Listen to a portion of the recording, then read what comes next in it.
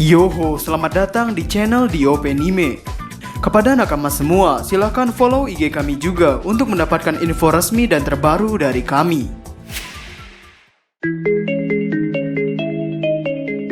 Yoho, Raftel, akhirnya kita telah diberitahu bahwa kita tidak bisa ke Pulau Raftel menggunakan logpost. Ya mungkin karena inilah kerajaan kuno membuat sebuah poneglyph khusus yang disebut sebagai Road Poneglyph sebagai penuntun jalan menuju pulau terakhir atau biasa disebut sebagai Raftel. Dikatakan oleh Inuarashi bahwa Raftel adalah sebuah pulau yang belum pernah dikunjungi oleh siapapun selama beratus-ratus tahun. Dan satu-satunya bajak laut yang diketahui pernah ke sana adalah bajak laut Goldie Roger. Tapi, sebelum kita membahas kenapa Raftel tidak bisa dijangkau dengan logpost, kita perlu membahas terlebih dahulu mengenai struktur kerajaan kuno dan mengenai sesuatu yang berhubungan dengan bulan. Sehingga, itulah hal yang akan kita bicarakan. Jadi, tanpa basa-basi lagi, langsung saja, mari kita mulai. Hal yang perlu kita sepakati terlebih dahulu adalah perang dalam dunia One Piece merupakan sebuah perang yang berpusat dengan yang namanya teknologi. Bukan hanya era sekarang, namun di masa lalu juga, ketika terjadi perang, semua pihak menggunakan teknologi terbaik yang mereka miliki. Seperti kerajaan kuno yang sudah memiliki teknologi tercanggih hingga saat ini, yaitu 3 senjata kuno, Poseidon, Uranus, dan Pluton. Ada berapa anggota keluarga pada kerajaan kuno? Ya, itulah hal yang ada di pikiran kami ketika memikirkan tentang kerajaan kuno. Sejauh ini, pemerintah dunia memiliki 20 kerajaan pendiri, yang artinya setidaknya ada 20 kerajaan di sana. Kerajaan kuno, Raftel, dan Wano Kuni adalah 3 hal yang saling berhubungan, terutama mengenai klan Kozuki. Di chapter-chapter sebelumnya, kita disebutkan mengenai 6 klan besar di tanah Wano Kuni, yaitu klan Kurozumi, klan Shimotsuki, klan Kozuki, klan Uzuki, klan Amatsuki, dan klan Fugetsu. Jika nakama perhatikan, 5 dari 6 klan besar di Wano Kuni mengusung nama bulan. Hanya 1 klan besar yang tidak mengusung nama bulan, yakni Kurozumi, yang dimana memiliki arti batu bara. Dan pada megateori kami yang dulu, kami pernah membahas bahwa dalam logo klan Kozuki sepertinya terdapat hal yang menggelitik, yakni pada lingkaran ini berjumlah 8 dan ada 1 lingkaran besar di tengahnya. Dan kami pikir 8 lingkaran kecil dan 1 lingkaran besar ini memiliki arti, yakni 1 lingkaran besar ini berarti kerajaan kuno, 5 lingkaran kecil di sini adalah klan Kozuki, klan Fugetsu, klan Amatsuki, klan Uzuki, dan klan Shimotsuki. Maka hanya tinggal 3 lingkaran kecil yang tersisa di sini. Dan sepertinya kami tahu siapa 3 lingkaran kecil ini. 3 ras yang sudah tercatat dari bulan. Hoho, dalam Wikia, sebuah sumber pengetahuan bagi kita untuk melihat fakta dalam dunia One Piece, mencatat bahwa setidaknya ada 3 ras yang berasal dari bulan. Info ini bisa kita lihat dari cover page perjalanan Enel di bulan.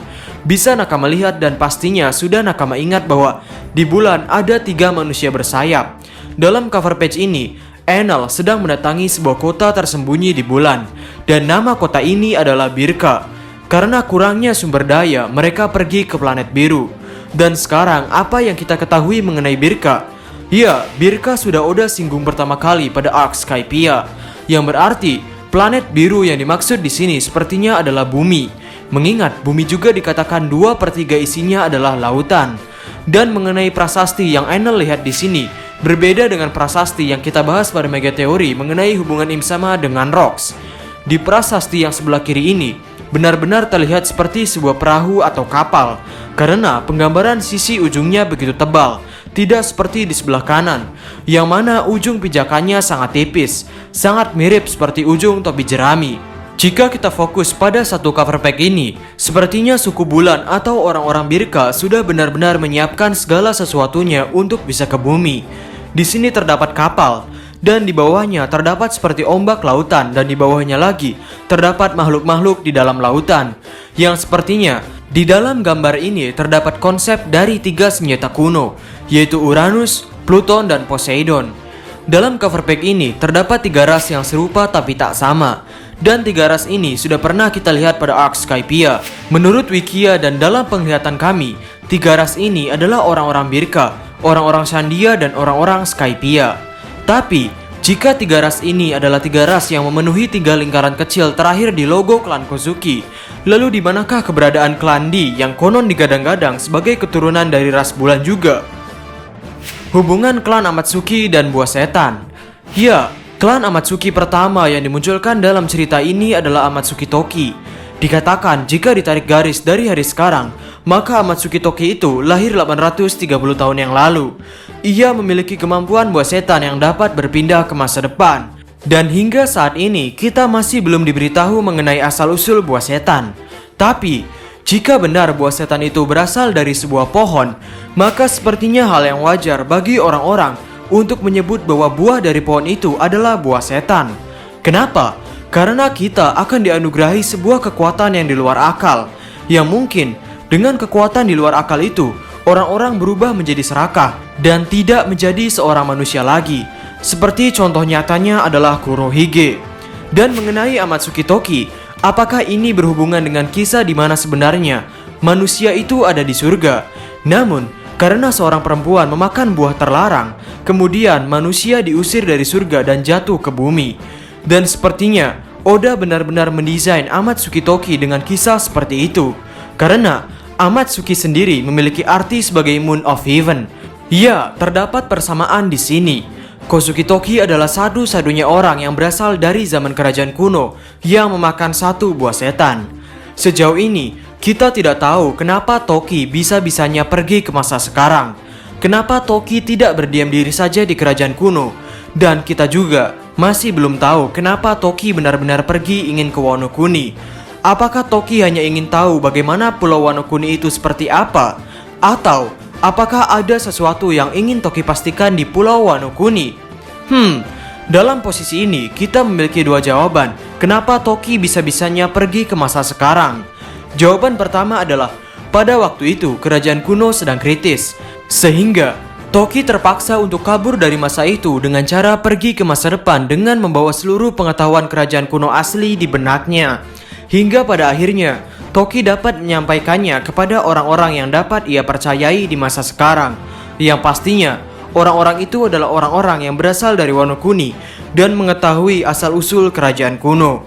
Atau, jawaban kedua adalah sesuai dengan kisahnya, Toki pergi ke masa sekarang sebagai bentuk hukuman dari kerajaan kuno. Karena Toki telah memakan buah terlarang yang saat ini orang-orang dunia One Piece sebut sebagai buah setan.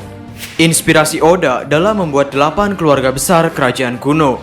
Sebelum Eiichiro Oda mempublikasikan bagaimana bentuk lambang klan Kozuki, kita sudah sering disinggung mengenai lingkaran-lingkaran tadi, seperti pada cover page yang ini, atau seperti pada panel yang ini, ataupun pada baju yang dikenakan oleh Franky. Ya, konsep 8 lingkaran kecil pada logo Kozuki itu sebenarnya mirip dengan bagaimana fase bulan dalam menjalani hari-harinya. Tapi, mengenai konsep 8 keluarga besar kerajaan kuno itu, sepertinya Oda mengambil dari sejarah di mana pada tahun 1900 ada yang disebut dengan aliansi 8 bangsa. Meski hanya 8, aliansi ini adalah aliansi yang kuat, yang mana di dalamnya terdapat negara Jepang, Italia, Austria-Hungaria, Amerika Serikat, Rusia, Inggris, Prancis, dan yang terakhir adalah Kekaisaran Jerman. Ya, bisa dibilang ini adalah aliansi yang hebat. Dan kami pikir, orang-orang D bukan termasuk ke dalam salah satu dari 8 lingkaran kecil pada logo klan Kozuki. Kenapa? Karena sesuai dengan teori yang beredar mengenai arti nama D, yakni Demilum, yang artinya setengah bulan. Yang mana ini mengartikan bahwa satunya warga asli bulan dan satunya adalah manusia biasa atau ras yang murni dari bumi. Seperti Jaguar di Saul adalah orang dengan margadi yang memiliki ras raksasa. Lalu sisanya kebanyakan orang-orang D adalah orang-orang yang berasal dari ras manusia. Dan pada cover page komik volume 27, di sini terlihat Luffy dan di belakangnya adalah antagonis arc Skypia. Di sini Luffy menutup satu matanya. Dan Oda menggambar bahwa Luffy memiliki sayap seperti orang-orang langit. Apakah di sini Oda ingin mengatakan bahwa alasan kenapa Oda menggambar Luffy dengan pose menutup satu mata adalah karena ingin menunjukkan bahwa orang-orang bermargadi adalah setengah dari manusia bulan dan sisanya adalah ras asli dari bumi. Ingat, dalam video ini kami tidak mengatakan bahwa 5 klan besar di Wano Kuni berasal dari bulan. kami hanya mengatakan bahwa 5 klan besar di Wano Kuni ini mengusung nama bulan, yang dimana hal ini adalah hal yang patut untuk dibicarakan. Dan berbicara mengenai Raftel yang tidak bisa dijangkau oleh Logpost, sepertinya itu menunjukkan bahwa Raftel bukanlah sebuah pulau alami yang memiliki medan magnet. Atau bisa dibilang, Raftel yang saat ini sedang ingin dikunjungi oleh Goldie Roger adalah sebuah pulau buatan. Dan banyak dari nakama pada video kemarin berasumsi bahwa Raftel merupakan sebuah pulau buatan. Berbicara mengenai hal ini, kami sudah pernah membuat mega teori Raftel adalah pulau buatan pada saat masih di channel yang lama, yang artinya sudah berbulan-bulan yang lalu. Sehingga itulah teori kami mengenai 8 keluarga besar kerajaan kuno dan mengenai hubungan nasib Amatsuki Toki dengan buah setan. Bagaimana menurut nakama semuanya? Berikan komentar kalian atau berikan koreksi kalian semua atas teori kami tersebut di kolom komentar di bawah. Dan ngomong-ngomong, saat ini kami sedang membuka pre-order untuk teaser Straw Hat Crew ini. Bagi nakama yang berminat, langsung hubungi kontak WhatsApp yang tertera. Dan mengenai cash One Piece, untuk hari ini terdapat potongan harga sebesar 50.000 dan promo gratis ongkir untuk seluruh Indonesia dari Sabang sampai Merauke. Sehingga bagi nakama yang berminat, alamat website atau nomor WhatsApp-nya akan kami taruh di kolom deskripsi di bawah. Ingat, untuk pemesanan t-shirt dan cash ini di nomor yang berbeda, sehingga pastikan chatnya di nomor yang tepat. Jadi, kami di Openime, dan terima kasih banyak.